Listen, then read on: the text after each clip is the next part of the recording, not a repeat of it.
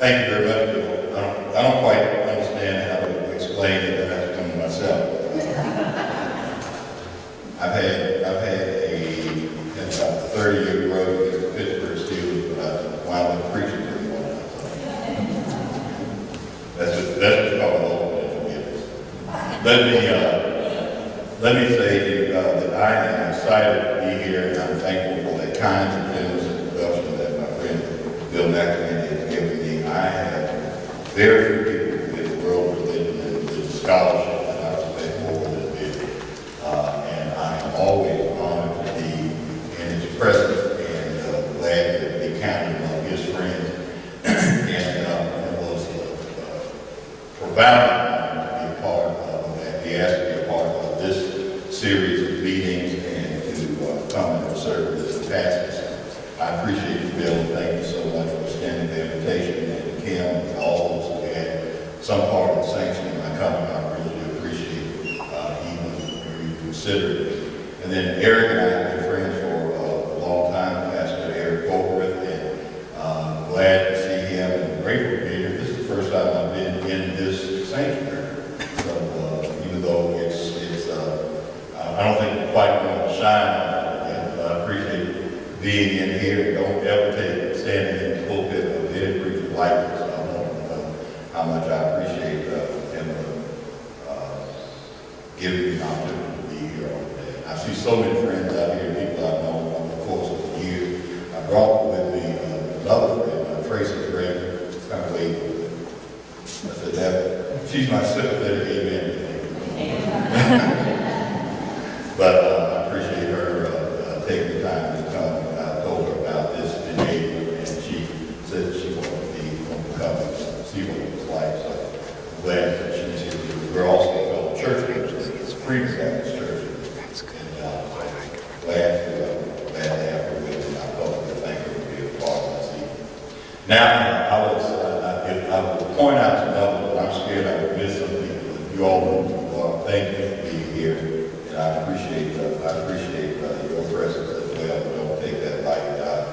I've got a few prepared remarks to share with you afterwards. I understand we've got some questions, Q&A. I will answer them as best I can. Between the two of us, Bill McElhaney is a genius. If I can't answer them, I'm going to let him take a stab at it. But I appreciate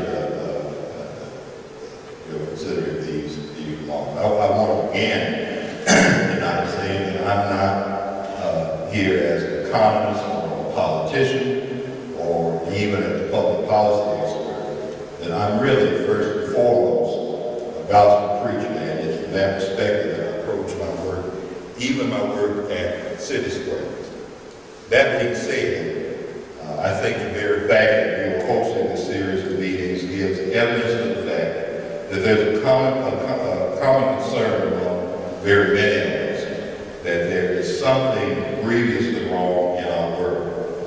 It is wrong that many of us thought, and it is wrong that many of us thought some level had been exercised from our public life. It has been within the past several years that we have found out that what we thought had been relegated to the very margins of our society was indeed much closer to our mainstream than we had feared. The intolerance, racism, classism, materialism, partisanship, and mean-spirited demons with which we had spent decades seeking to banish from our national life have reappeared with a vengeance.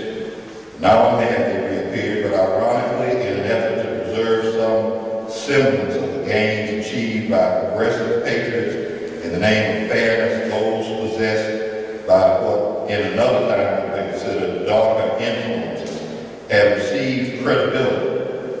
They receive credibility in our media, and they receive credibility in our political life. They receive credibility even in our houses of worship.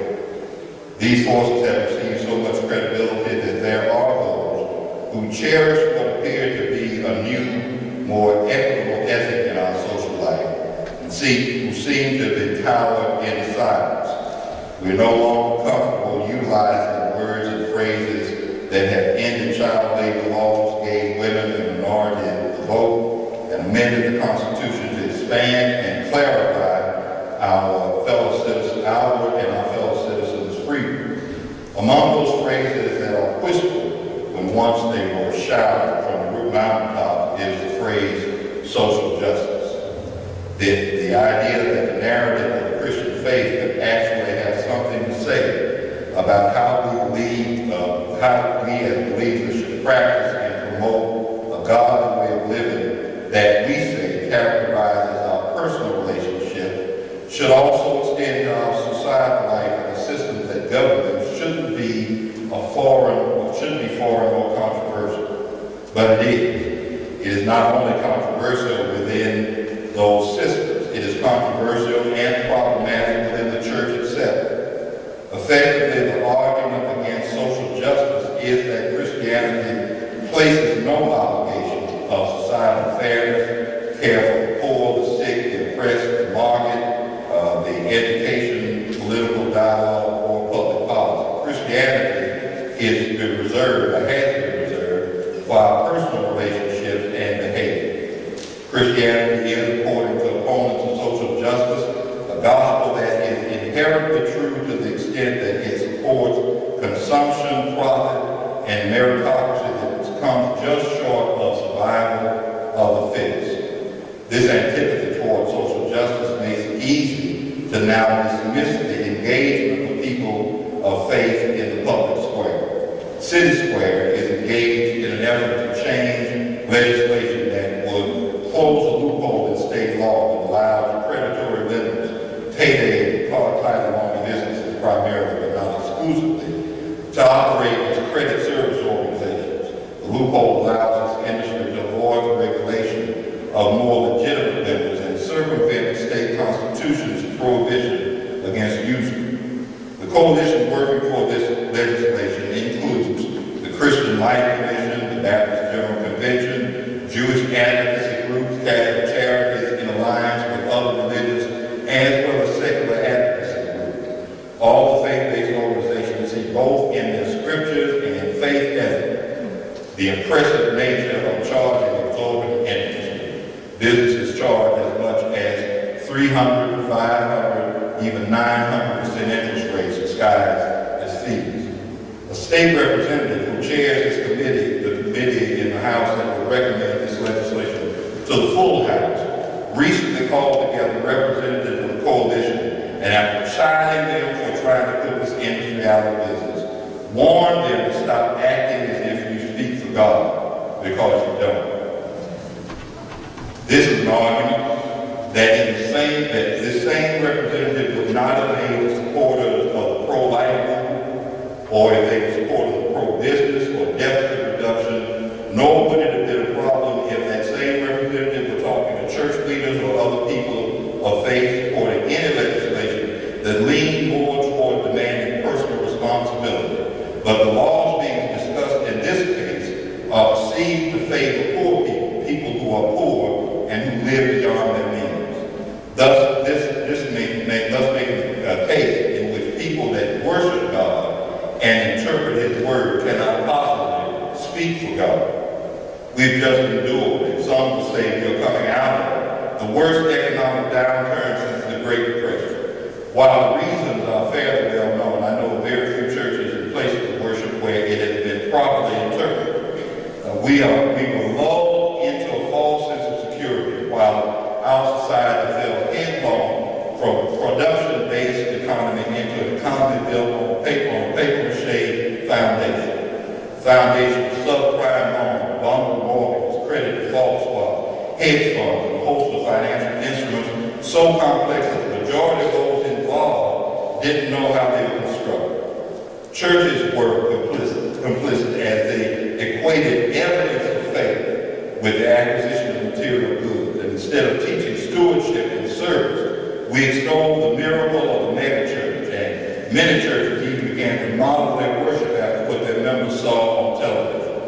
There were churches that celebrated as God's faith members' testimony of purchasing homes for which they were not creditworthy, and supported the politics that provided the nation with prosperity while it pursued a moral social agenda that sought a constitutional amendment against gay marriage the meantime, churches moved to the suburbs where developments were built so insular that most families would never even see the poor, let alone encounter them. But the Great Recession started long before 2007. As early as 2005, we at CitySquare began to see more people coming to our food pantry who had never needed its services before. We began to see our health clinic caring for people who had jobs but who could no longer afford health insurance. We saw the numbers of homeless people increase. When we and other nonprofits tried to warn of these canaries in the coal mine, those people were referred to as losers and lazy, and they lacked personal responsibility and needed to care for their own families. And churches who came to volunteer during that time period wanted to volunteer in programs that provided them an opportunity to tell most people about Jesus.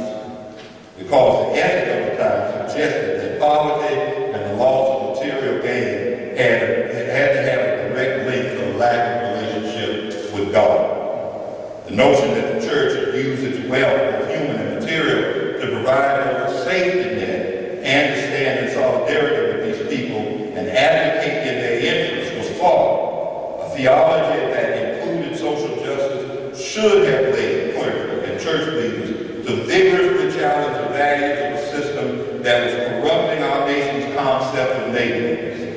This does not mean the churches did nothing. More and more, there were churches that engaged in social justice, some becoming almost small nonprofit corporations, engaging in social enterprise, building homes, opening food pantries, and clothes closets, daycare centers for children, and senior centers for adults. Yet, comparatively, there were fewer churches of whatever denomination, cultural or ethnic makeup, who voiced God's displeasure with the crass, rampant materialism of those days, or the unsustainable debt being wrapped up to support business at the expense of struggling families. Change in political culture arose, ironically enough, with the election of a president whose ascendancy to the nation's highest office should have represented a signature break with the darkest period of our past.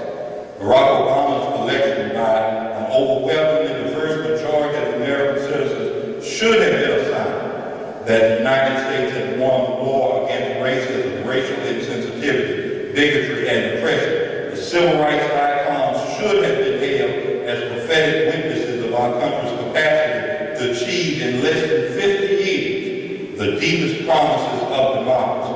Instead, while it did speak of change, it also revealed that our change had not gone deep enough.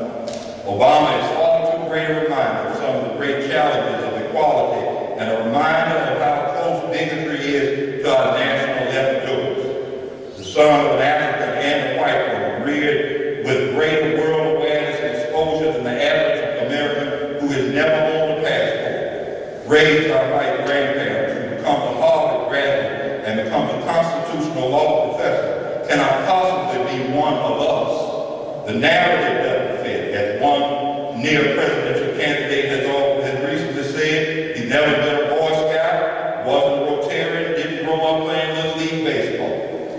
Having achieved success as a politician, having been a community organizer, successful professor and lawyer, married to a successful lawyer, a faithful husband and father, he essentially played by all the rules laid down by white society. He, in fact, lived responsibly, been a father to his children, a good husband to his wife, and devoted himself to making his community better. Had he chosen to have been anything else other than President of the United States, had he gone into business, had he become a university professor, or if he decided to host a talk show, he would have been hailed as a model for all Americans. But because he chose to become president, he was, and still is, seen as dark and sinister.